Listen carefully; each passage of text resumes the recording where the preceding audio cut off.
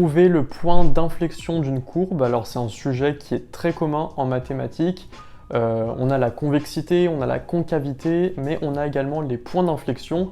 Et dans cette vidéo, je vais te montrer comment trouver le point d'inflexion d'une courbe grâce à un graphique. Alors avant de continuer avec l'exemple, je te rappelle que si tu veux améliorer tes notes en maths et te construire un dossier qui soit solide pour le post-bac et être accepté dans l'école de ton choix, je te propose des petites méthodes, des conseils pour justement réussir ton année.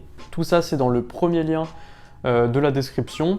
En t'inscrivant, justement en mettant ton email dans ce premier lien, tu recevras en bonus un guide complet de révision de mathématiques et de terminale. Tout ça, ça se passe dans le premier lien de la description. Et je t'y attends, et ensuite on continue avec l'exercice. Alors, soit la fonction h de x égale 3x³ moins 4x moins 2, définie sur R, définie sur les réels, et dont la courbe est représentée dans ce graphique. Donc là, on voit un graphique, la courbe qui monte, puis descend, puis remonte. Déterminer graphiquement le nombre de points d'inflexion de cette courbe. Alors, dans cette consigne, en fait, on repère plusieurs mots-clés qui vont être importants pour la suite. Donc d'abord, c'est déterminer graphiquement. Donc ça veut dire qu'ici, on ne s'attend pas à avoir une démonstration avec des calculs. Ici, il faut vraiment faire zéro calcul, il faut vraiment utiliser uniquement le graphique. Si par contre, il n'y avait pas eu le mot graphiquement, il y avait par exemple juste déterminer le nombre de points d'inflexion de cette courbe ou déterminer par le calcul, par exemple, là, du coup, on aurait dû faire des démonstrations, des calculs. Là, pour le coup de chance, on peut seulement utiliser le graphique. Ça vaut comme justification.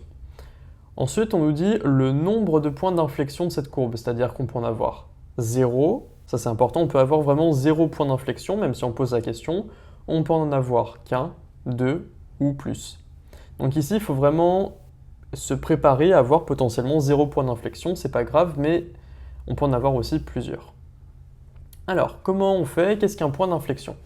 Donc les points d'inflexion d'une courbe, donc là on va commencer la réponse. Les points d'inflexion d'une courbe, qu'est-ce que c'est? Ça correspond au point où la courbe traverse sa tangente. Donc la tangente, ça veut dire la tangente d'une courbe en un point. Donc en fait c'est vraiment une droite qui passe par ce point et qui du coup va finalement couper la courbe à cet endroit-là. Donc, on va tracer la tangente finalement à plusieurs points, en plusieurs points de la courbe pour déterminer finalement est-ce qu'il y a des points d'inflexion. Parce que forcément, pour savoir si la courbe traverse sa tangente, il faut finalement tracer plusieurs tangentes. En tout cas, la tangente en plusieurs points. Et ensuite, ces points d'intersection finalement, ça sera les points d'inflexion. Donc ce qu'on fait, c'est qu'on prend notre courbe, on trace une première tangente. Donc par exemple, j'ai tracé par ici, j'obtiens une première tangente. Ensuite, deuxième tangente, en ce point-là, du coup, je trace ma tangente. Donc là, ce qu'on voit, c'est que la tangente, elle est au-dessus de la courbe. Donc elle est là, elle est là, elle est là, etc.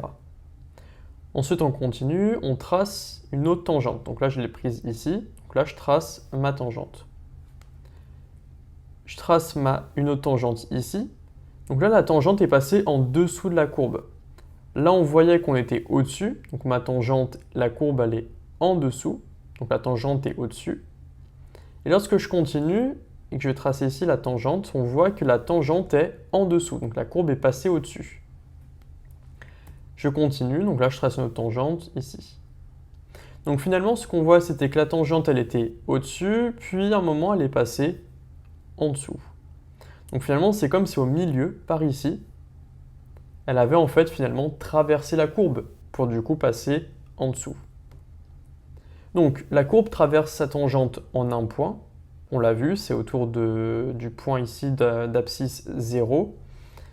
Du coup, si la courbe traverse sa tangente en un point, ça veut dire que la fonction h de x possède un seul point d'inflexion.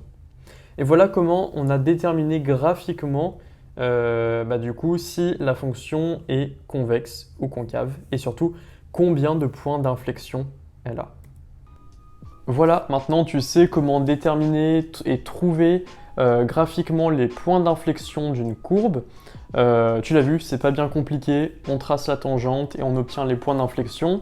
Maintenant, si tu veux aller plus loin, si tu veux améliorer tes notes en mathématiques et te construire un dossier post-bac qui soit solide, qui te donne toutes tes chances pour réussir et être accepté dans l'école de ton choix, je t'invite à aller sur le premier lien de la description où je te donne plein de conseils et d'astuces ainsi qu'un guide complet de révision pour justement t'aider pendant cette année de terminale.